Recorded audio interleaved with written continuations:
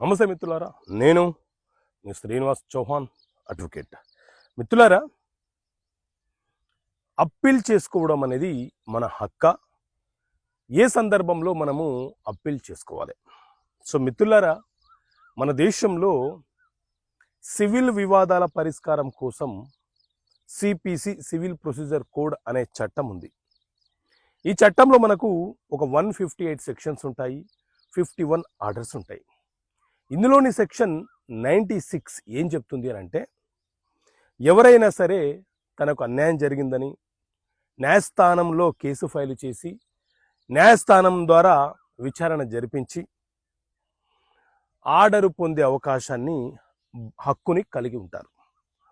ఒకవేళ జూనియర్ కోర్టులో కానీ సీనియర్ కోర్టులో కానీ తనకు న్యాయం జరగలేదని, తనకున్న ఎవిడెన్సెస్ని న్యాయస్థానము సరిగా పరిశీలన చేయలేదని, నాకు కింది కోర్టులో న్యాయం జరగలేదు కాబట్టి నేను పై కోర్టులో అప్పీల్ చేసుకుంటాను అని అంటే, అది ప్రతి వ్యక్తికి ఉండే ఒక చట్టపరమైనటువంటి హక్కు.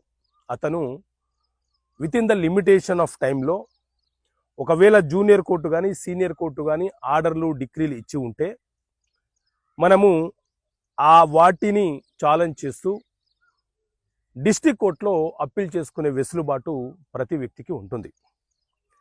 అదేవిధంగా డిస్ట్రిక్ట్ కోర్టు ఏదైనా ఒక సివిల్ వివాదాన్ని విచారణ జరిపి తీర్పులను ఇచ్చిన తర్వాత ఆ తీర్పుల నుంచి సంతృప్తి పడకపోతే మనము హైకోర్టులో అప్పీల్ చేసుకునే వెసులుబాటు మనకు ఉంటుంది.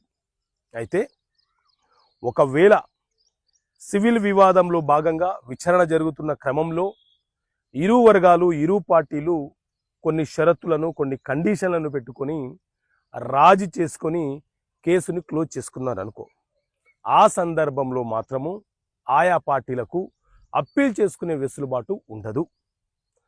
న్యాయస్థానం ఇచ్చినటువంటి తీర్పులకు అసంతృప్తికరంగా ఉంటేనే మీరు అప్పీల్ చేసుకోవాలి. కానీ మీరిద్దరూ కాంప్రమైజ్ అయిపోయి కండిషన్లతో, షరతులతో కాంప్రమైజ్ అయిపోతే తిరిగి అప్పీల్ చేసుకునే వెసులుబాటు పార్టీలకు ఉండదు. ఓకే మిత్రులారా, థ్యాంక్ యూ. జై హింద్.